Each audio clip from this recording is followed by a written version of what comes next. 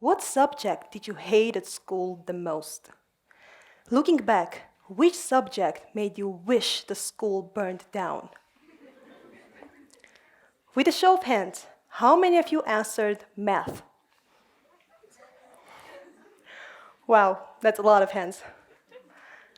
But I'm not surprised. To be honest, I hated math too. And I blamed the formulas, I blamed the equations, and I loved to say, we're never going to use this ever in our lives, so why bother learning it? But it turns out the hatred was never about math. It was about how it made us feel. And the way we learned to deal with that feeling, or didn't, is showing up in our lives right now. I'll tell you how. A while ago, I was in a taxi, and the worst thing happened. My phone battery died.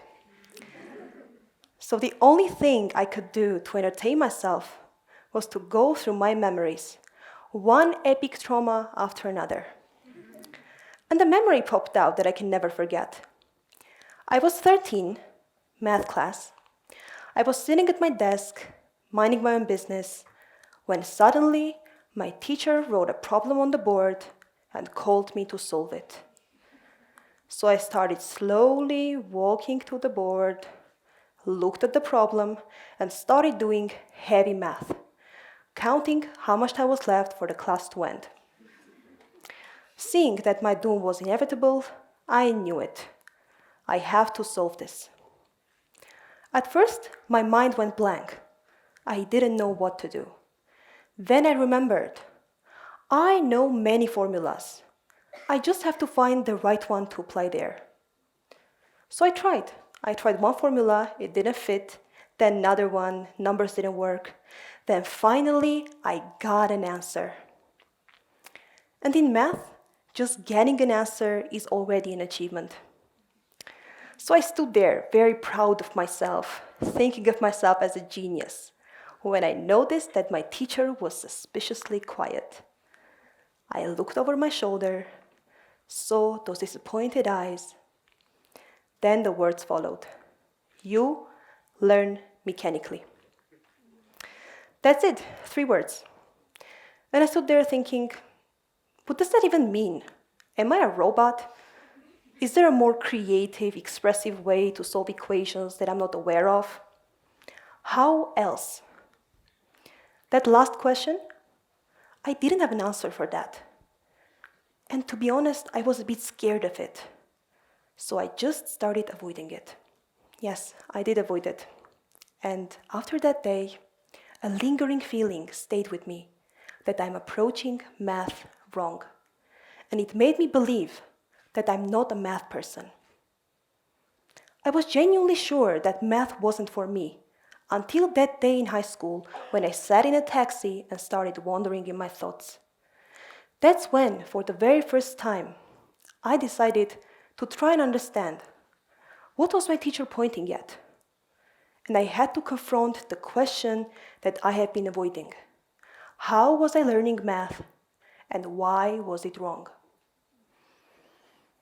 So I started recalling how my math classes looked like. And whatever class came to my mind, it always looked the same way. My teacher comes in, writes the topic on the board, then writes all the formulas about that topic, and starts applying those formulas to solve problems. But we were never explained what was the meaning of that topic, what was actually behind it. We just learned formulas and applied to problems, like machines, mechanically. So yes, my teacher was right, I was learning mechanically. But the irony was that the system taught me exactly that. And I couldn't help but wonder, was that how we were supposed to be taught math? To answer that, I needed to answer a more basic question. Why do we learn math at all? After thinking for a while, I came up with this answer. Math is the very first place where we encounter problems we can't immediately solve, and learn to keep working anyway. is the first place where we develop the skill of tolerating that discomfort. But were we successful in developing it? Because the lesson I took from math was that every problem has a fixed way to be solved, a formula that will take you to the answer. Find it, or if you can't, then just give up. What's going to happen? So the muscle that's supposed to kick in when we face uncertainty never develops. And I didn't think much of it until I looked at my life and I saw that it was everywhere. At the time, I was in high school, facing a lot of stress about my identity. Who am I? What do I want to do? And whenever I faced a question, an uncertain situation, it forced me to go and search for somebody else's answers. What did I love? Whatever my peers did, whatever was trendy. What career did I want? Whatever my parents chose. Important decisions about my life, yet no answers of mine.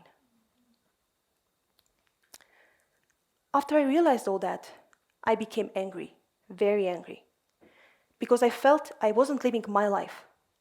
I was living someone else's. The taxi stopped, my thoughts didn't. I knew I have to do something about this. I had to get a hold of my life. And for that, I needed to learn how to handle uncertainty. So I went back to the only place I knew I could start, math. This time, differently. Instead, I started going over the topics that I used to learn back at school and started asking the questions that actually bothered me. Why do we learn this? What's the meaning behind this? Why do we have this theorem? All my life, I have been terrified of sine and cosine. I couldn't even dare say those words. But when I explored, really explored them, and found out the meaning behind them, they stopped being that abstract thing I couldn't grasp. I saw that the problem, the fear, wasn't sine and cosine. It was the unknown label that I put on them and never questioned. So I kept going, I kept asking questions. And slowly I noticed how things started to click. I discovered the feeling I never did in math, clarity. But don't get me wrong, it's not that I had more answers, because the more I questioned, the more I realized how much I don't know. But the fear wasn't there. Because I started from the base, from the basic questions that I skipped all those years, that I was too embarrassed to ask. And when I understood those, the bigger uncertainties stopped feeling unreachable. They stopped feeling scary. And it didn't just stay in math. It started appearing in my life as well. The uncertain situations, the questions that used to send me searching for somebody else's answer, I stopped avoiding them and got the courage to finally understand what they were about. And somewhere in all of this, almost as a side effect, I didn't just stop hating math. I became obsessed with it. The subject that I spent years dreading became the one I couldn't stop thinking about. And I decided that after high school, I want to spend my life exploring it. But here I am, telling you all about my experience, and you may be sitting there wondering, that's a nice story, but isn't it just you? I had that doubt too. I thought it was just my experience. But actually, it wasn't. And I found that out at a place I never imagined I would be. Back at high school, this time as a teacher. In my third year of university, I came across an ad of a math teacher position. And I was drawn to it because I saw it as an opportunity to finally see the system from within. I applied and got the job. And there I was, standing on the other side of the classroom at the same blackboard, this time trying to understand, what kind of teacher do I want to be? I tried my best. I tried my best to be a good teacher, not to let my students go through the stuff that I did. But there was one thing I enjoyed a little too much: torturing my students with hard questions. And even more than that, observing their reactions. Whenever I put a hard question on the board, the reactions were always the same. Some would attempt to solve it and give up. Some would give up immediately. And they were the ones that will go through the formula booklet trying to find the right formula for that question. And after not finding the one, they would give up too. And I recognized it. I recognized the response. Different teacher, different students, different generation. Same reflex. See a problem, search for a formula. If you don't find it, give up. My hypothesis was confirmed, but I wasn't happy about it, because it meant it was a vicious cycle, repeating over and over again. And my students were right in the middle of it. And that's when it hit me. Maybe I can break that cycle. Maybe I could show them my story, how I went through it, give them the answer. And I almost did, until I stopped myself, because I understood that what was I going to give to them wasn't a solution. It was just another formula. So I decided to guide them, to push them.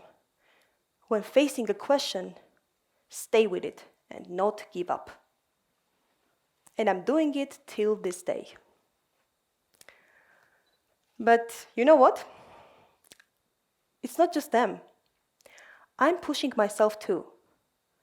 Right now, I'm facing huge uncertainty, and I'm trying to apply here my own advice. I'm graduating next week. And I need to decide what comes next. My heart tells me I want to be a mathematician. But there are so many questions around it. What if I fail? What if I explore the subject and start hating it again? And I don't have the answers to all that questions. Nothing is certain. But you know what math gave me? The ability to look my uncertainty in the eye and ask, what are you made of? And when I did, I saw it clearly. I was just afraid of wasted years, wasted potential. And when I saw it clearly, when I saw what was underneath, it stopped controlling me. I wasn't afraid anymore. And that's what I'm asking you to do. And you know how to do it. You've been doing it since you were a kid, sitting at a desk, staring at a problem you can't solve. But this time, don't search for a formula. Don't reach for it. Instead, look at your problem. Ask, what is it actually about? Name it. And once you understand what is your uncertainty is actually about, you finally can take the next step in math and in life. Or maybe not. I don't know. It's a bit uncertain. Thank you.